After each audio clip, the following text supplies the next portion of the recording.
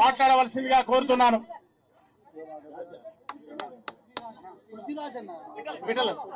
పృథ్వీరాజ్ అన్న గారిని మాట్లాడవలసిందిగా కోరుతున్నాం.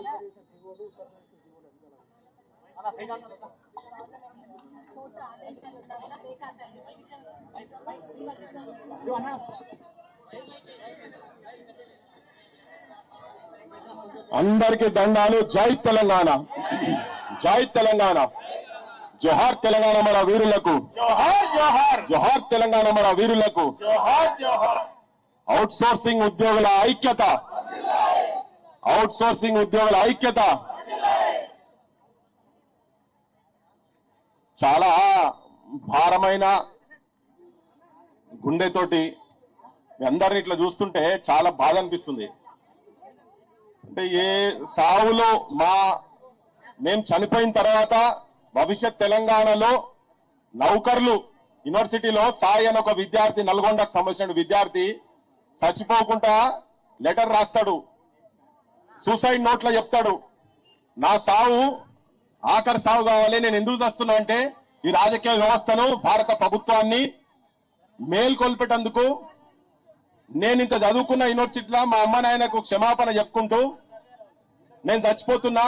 ఎందుకు చచ్చిపోతున్నా అంటే నా తోటోళ్లకు ఉద్యోగాలు, చదువుకున్న వాళ్ళకు ఉద్యోగాలు వస్తాయి, ఆ ఒక ఆకాంక్షతోటే నేను చచ్చిపోతున్నా అని చెప్పని ఆత్మహత్య లెటర్లు రాసుకొని చచ్చిపోయిన ఆ లెటర్లు అన్ని ఉన్నాయి నా దగ్గర. ఇట్లా చాలా మంది చచ్చిపోయారు. కానీ అలా చూస్తే 10 ఏళ్ల తర్వాత, 11 ఏళ్ల తర్వాత ఆ ఆకాంక్షలు నెరవేరలేదు అనేటందుకు ఒక నిలువెత్తు సాక్ష్యం ఇవాళ ధర్నా చౌక్ ముంగట కనబడతా ఉన్నది. అంటే కనీసం ఎవరైతే ఎవరి గురించే చనిపోయినరో వాళ్ళ ఆకాంక్షలే నెరవేరలే కదా. ఇక దేని గురించి తెలంగాణ? కేవలం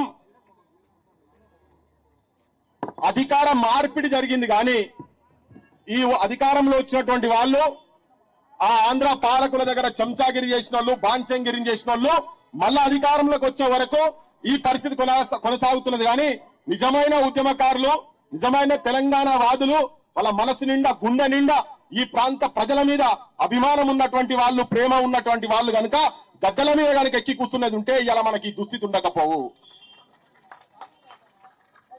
బాండెడ్ లేబర్స్ ఇక కూర్చున్న వాళ్ళందరూ చాలా అవమానంతో మాట్లాడుతున్నా. నేను హైదరాబాద్ నడి బొడ్డు మీద మా సీన్ చెప్తున్న ఇంతకుముందు అన్న, దాదాపు 2,50,000 పైన గ్రామ స్థాయికి వెళ్ళి మొదలు పెడితే సెక్రటేరియట్ వరకు ఈ అవుట్ సోర్సింగ్ ఉద్యోగస్తులు ఉన్నారు ఇక్కడ అని మా అక్క చెప్తున్నది ఇంతకుముందు. ఈక్వల్ వర్క్ ఈక్వల్ పే కోర్టులు చెప్పినాయి. శ్రమ దోపిడీ జరగొద్దు అని చెప్పింది. ఇక అత్యున్నతమైనటువంటిది ఏంటిది దేశంలో? న్యాయ వ్యవస్థనే కదా. న్యాయ వ్యవస్థ చెప్పింది కూడా అమలు జరుగుతలేదంటే ఇది ఎంత సిగ్గుచేటింగా. ఏం చేయాలి మరి? ఏం చేయాలి? నేను ఒక్కటి వినిపిస్తా. ఎవరన్నా వినిపించరా ఇంతకుముందు మీటింగ్ లా? నేను ఒక్కటి వినిపిస్తాను. నేను మీకు దయచేసి ఒకటి వినాలి మీరు. స్వాగతం అన్న, ఒక్క నిమిషం అన్న, ఒక్క నిమిషం. ఎల్బీ నగర్ ఎమ్మెల్యే గారు సుధీర్ రెడ్డి అన్నగారిని వేదిక మీదకి రావాల్సిందిగా ఆహ్వానిస్తున్న అవుట్ సోర్సింగ్ ఉద్యోగుల తరఫున స్వాగతం, సుస్వాగతం సుధీర్ రెడ్డి అన్నగారికి. వినిపించా?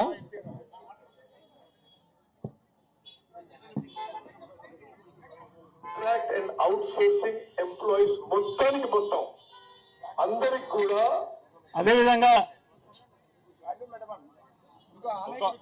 ఇది జర వినాలి అందరూ సైలెంట్ ఉండండి. గారికి కూడా స్వాగతం, సుస్వాగతం. జర ఒకసారి మైక్ లేనబ్బా, అందరు వినాలి. తెలంగాణ సమాజం కూడా ఒకసారి మొత్తం ఇలా మంచిది, ఒక మంచి పని ఏం జరిగిందంటే అసలు పెద్ద ఛానళ్ళు రాలే, కానీ చిన్న ఛానళ్ళే పెద్ద ఛానల్ లెక్క పెద్ద సమస్యల మీద చిన్నోళ్లకు వెంబడి పడుకుంటూ వచ్చినటువంటి మా సీను కావచ్చు, మా శివారెడ్డి బైసాబ్ కావచ్చు, ఇంకెవరన్నా వస్తుంటే రౌగిన రావచ్చు, ఈ ఛానళ్లతోటి కిందంగా పోతుంది కదా. వాళ్ళందరూ వినాలి వీళ్ళు ఎంత నిజాయితీ ఉన్నటువంటి రాజకీయ వ్యవస్థలో మనం బతుకుతున్నాం అనేది ఒక్కసారి వినండి. ఇది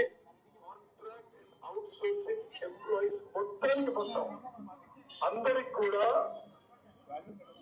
కోర్టు జడ్జిమెంట్ మేరకు సమాన పని సమాన వేతనం ఇవ్వబోతున్నాము. Same work same pay. రాబోయే ప్రభుత్వం అధికారులు వచ్చిన నెల రోజుల లోపల రాష్ట్ర వ్యాప్తంగా కాంట్రాక్టు అవుట్సోర్సింగ్ ఉదాహరణకు ఎన్ఆర్ఇజి అందరికీ equal pay for equal work అనే సిద్ధాంతం మీద సమాన పని సమాన వేతనం ఇంప్లిమెంట్ చేయబోతున్నామని చెప్పి నేను మనం చేస్తున్నాను. ఇది ఎవరిది విన్నారా? ఇది ఎవరు? ఈయన ఏముంది ఇంతకు ముందు పిసిసి ఉండే ఏమన్నాడు? సమాన పనికి గట్టిగా నోర్రి. ఎన్ని రోజుల్లో పట్టిస్తా అన్నాడు? 100 రోజుల్లో పట అని చెప్పిండు ఆయన. ఎన్ని రోజుల్లో పట? ఎన్ని రోజులైంది? అంతే కదా. తిన్న వరకు అడుగుతలే మనం ఈడ కడుపు గాలి మాట్లాడుతున్నాం. నువ్వు అధికారంలోకి రాకముందు మీరు మీ కాంగ్రెస్ వాళ్ళు మమ్మల్ని అందరినీ మా ఓటులో కూడా నమ్మబలికిండ్రు. గత ప్రభుత్వం ఎట్లా ఇయ్యలే కదా. వీళ్ళని వచ్చినాక వీళ్ళు ఏమైనా తీసుమార్కాలుగా ఉంటారు కావచ్చు. వీళ్ళు వచ్చినాక నిజంగానే మన పర్మనెంట్ అవుతుందని అన్ని పక్కకు పెట్టి, అన్ని వాదాలు పక్కకు పెట్టి తెలంగాణను వ్యతిరేకించినటువంటి వ్యక్తి, తెలంగాణ ఉద్యమకారులను లక్షతో కొట్టినటువంటి వ్యక్తి, తెలంగాణ ఉద్యమకారుల మీద తుపాకీ పిస్తోలు పెట్టి చూపించినటువంటి వ్యక్తి భవిష్యత్తులో ముఖ్యమంత్రి అవుతాడు అన్నా గానీ మన బతుకులేమైనా మారుతాయేమో అని చెప్పిన ఒక ఆశతోటి ఓట్లేసి గద్దె మీద కూర్చోబెడితే ఇవాళ ఈ ముఖ్యమంత్రి రేవంత్ రెడ్డి ఆయన కేబినెట్ కలిసి మనందరినీ బజారు పాలు చేస్తుంది. చూసినావా? వీళ్ళని క్షమించొద్దు, గుర్తుపెట్టుకోండి. ఓడ దాటేదాకా ఓడమల్లన్న, ఓడ దాటినాక బోడమల్లన్న ఇన్నరుగా. ఇప్పుడు మనం చేయాల్సింది ఏంటిది? కాలే కడుపులతోటి సాలిసాలని జీతాలతోటి నిజంగా వెట్టి చాకిరి ఎప్పుడో బ్రిటిషోడు వదిలిపెట్టిపోయిన సంస్కృతిని ఇప్పటికి కూడా మీరు పనిచేయరా? మీరు పందొంగలా? 200 మంది మీరుంటే 800 మంది, 200 మంది వాళ్ళుంటే 800 మంది మీరున్నారు. టైం అయిపోయిందా? అక్కడ లేచిన వరకు మన నాకు టెన్షన్ అయితే టైం అయిపోయిందా ఏమని. అంటే దాదాపు ఎక్కువ మొత్తం మీరే పనిచేస్తున్నారు కదా. కిందికెళ్ళి మీ దాకా ఒక ఊర్లో కంపు కొట్టద్దంటే కూడా మీరే, సెక్రటేరియట్లో కంపు కొట్టద్దంటే కూడా మీరే. అంతే కదా. వానికో బొక్క, వీనికో బొక్క, వానికో ముద్ద, వీనికో ముద్ద.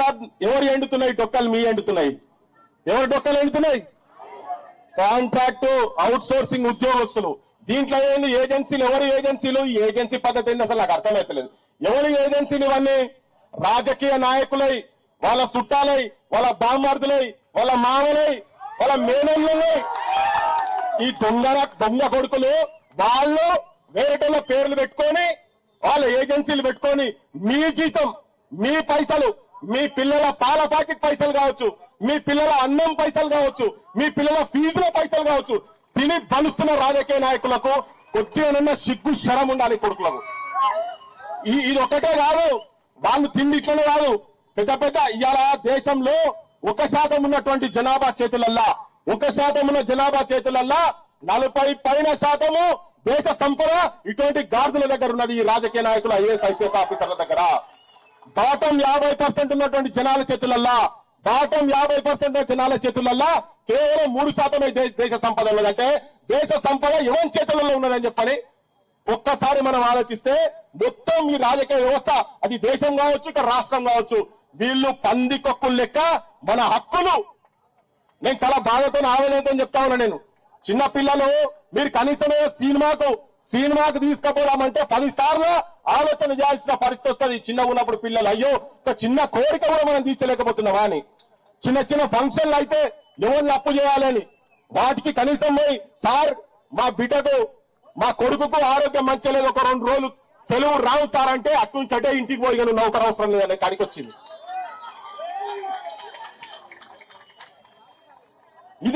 ఇది ప్రాక్టికల్ గా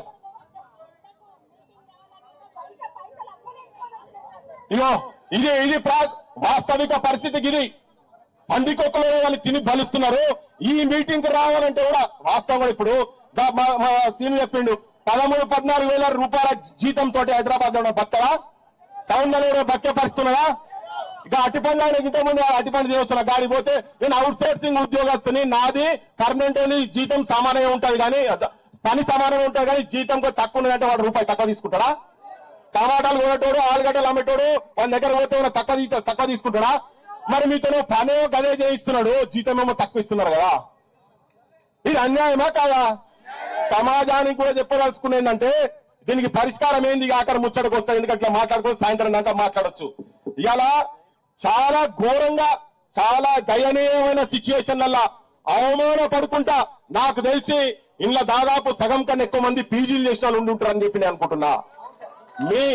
మీకు మీ చదువుకు తగ్గట్టుగా మీరు నౌకర్లు చేస్తలేరు. మీరు చాలా బాధతోటి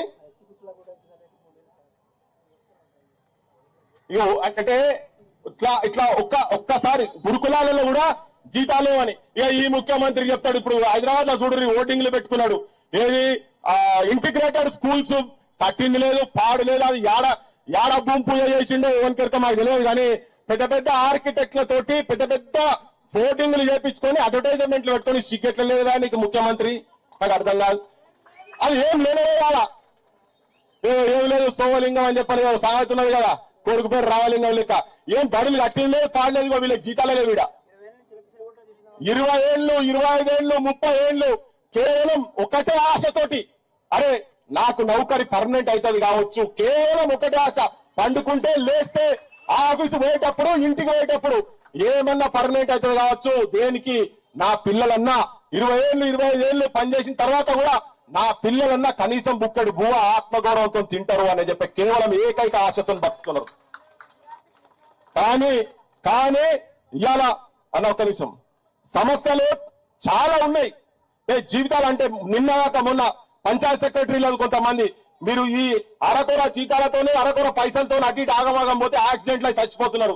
ఎంతమంది ఆత్మహత్య చేసుకుంటారో నాకైతే తెలియదు. కానీ ఈ రాజకీయ నాయకుని ఇళ్లలో ఎవడన్నా కనీసం ఎవడన్నా సీట్ రాకుంటే ఏడుస్తుంటే వాళ్ళు పరామర్శిస్తుంది ఒకటే ఉడుతుంటారు, వాళ్ళ దగ్గరికి పోతుంటారు.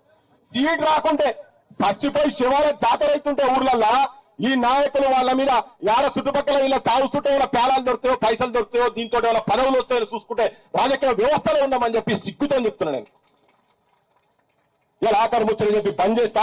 ఈ తప్ప ఎవరి దగ్గర ఉన్నది? ఎవరి చేతులలో ఉన్నది? నేను మొత్తం సమాజానికి చెప్తున్నా. ఇది ఒక్కటి ఇది కాదు, నిరుద్యోగ పరిస్థితి ఇట్లా ఉన్నది. ఇక మా కిష్టంలకు నాకు ఇక వేరే పని లేదు. ఇక్కడ రావాలి, కూర్చోవాలి, ఉపన్యాసం దంచాలి, పోవాలి. కానీ క్షేత్రస్థాయిలో మీరు ఎన్ని పెట్టుకున్నా ఏం చేసినా ఇప్పుడు అవుట్ సోర్సింగ్ ఉన్నది అనుకో, వస్తారు మా సీనియర్ మీద చేయాలి, మీ అధ్యక్షుడు అంజమ్మ సార్ లక్ష్మణ్ చేయాలి, అయిపోయింది కంపల్సరీ అయిపోతుంది, జుడికి సార్ అయిపోతుంటే అబ్బా పాప పోయినోడు చేయలేదు కానీ నేను చేసేటప్పుడు జర కూర్చోబెట్టి వాడు మంచిని కూడా ఇయ్యలే, మనోడు బిర్యానీ తిని పంపించింది అని చెప్పిన ఆశ. ఆఖరికి వస్తున్నాడు స్వీట్ తినిపోకపోతే ఇచ్చారు ఇట్లా అని చెప్పి స్వీట్ కూడా ఇచ్చిందంటే కంపల్సరీ చేస్తారని నమ్మి ఇక్కడ దాకా వచ్చింది. పోయి యూనివర్సిటీలలో ఏడా చూసినా ఇదే పరిస్థితున్నారు కదా. మూలం ఎక్కడ ఉన్నదంటే మన లోపల అమ్ముడు పోయేటువంటి స్వభావం పెరిగింది. 500కు 1000 రూపాయలకు సుట్టి సీసాలకు మనం చూసిన ఎన్నికలలో పంతులు కూడా 5000 రూపాయలు తీసుకొని ఓటేసి ఎవరిని గెలిపించిర్రు? బాగా పైసలున్నోని. మీ దాంట్లోకెళ్ళి నిలబెట్టుకోరు, ఇటువంటి నిలబెట్టుకొని మీ హక్కుల గురించి కొట్లాడటం అక్కడ తీసుకుపోయి కూర్చోబెట్టుర్రి. అసెంబ్లీలో పార్లమెంట్ లో అక్కడ తీసుకుపోయి కూర్చోబెడితే వాళ్ళు మాట్లాడతారేమన్నా? నాగేశ్వరరావు సారా సంటోలు మాట్లాడి వీళ్ళు మాట్లాడుతున్నారు ఆడిగా, కానీ సరిపోతలేదు. మీరు ఒక్క దగ్గర ఉండి మీరు అంటారు ఇవాళ నాకు ఫోన్ లో మాట్లాడినప్పుడు మీ అధ్యక్షుల వారు చెప్పిండు, అన్నా మేము ఇంతమంది ఉన్నాము, మీ సైన్యం ఒక్కసారి ఒక 4 రోజులు ఏం చేయకుండా వచ్చి ఎల్బీ స్టేడియం బుక్ చేద్దామా, లేకపోతే ఇంకేమైనా జాగా బుక్ చేద్దామా, మొత్తం ఇంటిల్లి పాదు తటపాద చదువుకొని రాండి, ఒక 4 రోజులు కూర్చున్న ప్రపంచానికి తెలియపెట్టట్టుగా ఒక ఉద్యమాన్ని నిర్మాణం చేద్దాం. ఎంతమంది రాజకీయ నాయకులు వచ్చినా ఉట్టిగా ఉపన్యాసాలు దంచుతాడు, అంతకుముందు అటుంటాడు, ఇప్పుడు ఇటుంటాడు, రేపు పొద్దుగాలు ఇంకెటుంటారో తెలియదు. ఉన్నాడు చెప్తున్నారు వేదిక మీద వాళ్ళు ఎవరేమనుకోవద్దు దయచేసి. నేను మీ పక్షాన, ఈ ప్రజల పక్షాన, అవుట్ సోర్సింగ్ ఉద్యోగుల పక్షాన, తెలంగాణ అమరుల ఆకాంక్షల పక్షాన మాట్లాడుతున్నా. నేను కనుక చెప్తున్నా, ఇది మీ లోపల మీ అందరి లోపల చైతన్యం రాకుంటే మాత్రం ఈ కుక్కతోక వంకరై రాజకీయ నాయకులు ప్రస్తుతం అధికారంలో ఉన్నటువంటి వాళ్ళు ఇప్పుడు చూపించిన కదా, ఇన్ని రోజులు గడిచిన తర్వాత కూడా మీ కుటుంబాలు ఈ నాయకులు ఏ ఊర్లలోకి పోతే, ఇప్పుడున్న అధికారంలో ఉన్నటువంటి కాంగ్రెస్ నాయకులు ఏ ఊర్లలోకి పోతే ఆడ మీ కుటుంబ సభ్యులన్న పోయి అరే ఏమైందిగా ఇది ఇనిపిరి కోమటిరెడ్డి వెంకటరెడ్డి మాట్లాడుతూ ఉన్నది ఇలా ఇవి 2 వినిపించి మా ఊళ్ళ పర్మనెంట్ చేస్తా అన్నావు కదా, వెంటనే పర్మనెంట్ చేస్తా అన్నావు కదా, నీ నౌకరు వచ్చింది నీకు మంత్రి అయినావు నువ్వు, కానీ మా ఊళ్ళ సంగతి ఏంది, మా ఊళ్ళు పనికి జీతం ఇవ్వమని చెప్పి వినిపించి ఊర్లలో బదనాం చేసి సిగ్గు పెట్టాడు చేసి బట్టలు పెట్టాడు చేయాలి ఊర్లలో. వాళ్ళ ఆత్మగౌరవాన్ని పాతాళంలో ఒకటట్టు చేస్తే ఏమన్నా సోయి వస్తుంది వాళ్ళకు. కానీ ఉట్టిగా మాత్రం జరగదు. ఇది ఎక్కడో దగ్గర గట్టిగా పోరాటాలు చేస్తే తప్ప మీ దాంట్లో ఒక 10 మందిని ఊడబిక్తే 10 మందికి 10,000 మంది బయటికి కనుక వెళ్ళే పరిస్థితి ఉందన్నారు. మిమ్మల్ని ఎవరు ముట్టరు. మా ఓటర్లో కూడా కదా బలం ఉంటది. లేకపోతే ఏమైతుంది, 10 మందిని వాళ్ళని అటు ఇటు చేస్తే ఓడొచ్చిండ అని చెప్పని అలసైతుంది. 10 మంది ఉన్నా కానీ మీరు 10 రోజులు ఉపాసం ఉన్నా కానీ వచ్చి హైదరాబాద్ లో 10 మందిని తీసినా కానీ తీసుకొచ్చి ఇక్కడ కూర్చుందాం. వాళ్ళ సంగతి ఏంటో చూద్దాం. ఒక్కొక్కరికి అధికార పీఠం వాళ్ళకి ఎక్కడ సో ఏమున్నది, వాళ్ళ కింద కుర్చీ మంచిగా ఉన్నంత కాలం వాళ్ళకి ఏమున్నది, వాళ్ళ కుర్చీ ఊడుతున్నది అన్నప్పుడే వాళ్ళు దారికి వస్తారు. ఆ కుర్చీ ఎట్లా ఊడుతుంది అంటే మీరు చైతన్యవంతులు కావాలి. ఇంకోటి ఏంటంటే ఆత్మహత్యల సైడ్ దయచేసి పోకండి. నేను ప్రతి వేదిక మీద చెప్తామన్నా. 2 రోజుల కింద కూడా శ్రీకాంత్ అన్న పిల్లగాడు సిరిసిల్లలో ఆత్మహత్య చేసుకున్నాడు. ఇట్లాంటి చూసి పీజీలు చదివిన పిల్లగాడు ఆత్మహత్య చేసుకున్నారు. Telangana need soldiers not martyrs. తెలంగాణకు సైనికులు కావాలి, అమరులు కాదు. మీరు కూడా దయచేసి మీ బాధలు చాలా తెలుసు. మీరు ఎంతెంత పూటకు గడియకు గండం లెక్క బతుకుతున్న మీ జీవితాలకు లోతులకు పోయి కూడా ఆలోచించేటటువంటి వాళ్ళం మా బోటంలో ఉన్నాము. మేము ఎప్పుడైనా కానీ దేనికైనా కానీ ముందటుంటాం. మీకు కలిగే ఒక లాఠీ దెబ్బ ముందు వరుసలో మేము ఆ లాఠీ దెబ్బ తింటామని మేము చెప్తూ మీకు ఆ నమ్మకాన్ని క్రియేట్ చేసుకుంటూ చెప్తున్నా. ఎవరు ఆత్మహత్యల సైడ్ మాత్రం పోకండి. అందరూ ఒక దగ్గర ఉండండి. ఒక పోరాట రూపాన్ని ఒక కమిటీ వేసి జిల్లాల వారీగా మీరు అందరూ ఒక్కొక్క కమిటీలు వేసి కూర్చొని ఒక్కరి మీద పడితే ఈ ఏజెన్సీ అన్నారు కదా, ఏజెన్సీలు పోవాలి. ఇవన్నీ పోవుడు కాదు. ఏజెన్సీ పోయి కార్పొరేషన్ కాదు, డైరెక్ట్ పర్మనెంట్ కావాలని చెప్పని కొట్లాడదాం. గ్రామ పంచాయత్ ఎలక్షన్స్ లో సుక్కలు చూపించాల్సిన వాళ్లకు ఇండిపెండెంట్ గా ఉన్నటువంటి వాళ్ళను ఎన్నికయ్యేటువంటి ప్రయత్నం చేయండి. వాళ్ళందరూ ఈ పోరాటాలకు రేపు భవిష్యత్తులో మన పోరాటాలకు మీ పోరాటాలకు అండగా ఉండేటువంటి వాళ్ళు రేపు మీ దాంట్లోనే మీ చుట్టపోలు మీ ఆలోచన విధానానికి దగ్గర ఉండేటోళ్ళు ఒక 200 మంది 500 మంది సర్పంచ్లు అయితే వాళ్ళ ఊర్లకెళ్ళి జనాలను తీసుకొచ్చే ఇది కాదు, మన పెద్ద స్టేడియమే నింపి ఆడనే తీసేద్దామని చెప్పి మీ అందరికీ నమ్మకం కలిగిస్తూ ఎవరు అధైర్యపడాల్సిన అవసరం లేదు. కానీ ఇట్లా చెప్పుకుంటే చాలా మంది మీ ముంగట చెప్పుకుంటారు. కానీ ఇప్పుడన్నా కానీ ఐకమత్యంతో ఉండి కొట్లాడదాం. మేమందరం మీతో ఉన్నాం. కొంతమంది వేరే పార్టీలో ఉన్నా కానీ ఆలోచనలు మీకు దగ్గర ఉన్నటువంటి వాళ్ళు కూడా మీకు సంఘీభావం తెలుపుతందుకు వచ్చింది కదా, వాళ్ళందరూ కూడా జై జిందాబాద్ చెప్పుకుంటూనే జాగ్రత్తగా ఉండాల్సిన అవసరం ఉన్నది. మీ ప్రతి పోరాటాలల్లో మేము అండగా ఉంటామని చెప్తూ కొట్లాటలే శరణమని చెప్పుకుంటూ ముగిస్తున్నా. జై తెలంగాణ, జోహార్ తెలంగాణ మన వీరులకు, జోహార్ తెలంగాణ మన వీరులకు. అవుట్ సోర్సింగ్ ఉద్యోగుల ఐక్యత, అవుట్ సోర్సింగ్ ఉద్యోగుల ఐక్యత. మీరంతా పర్మనెంట్ అయ్యే వరకు కొట్లాడదాం. Thank you.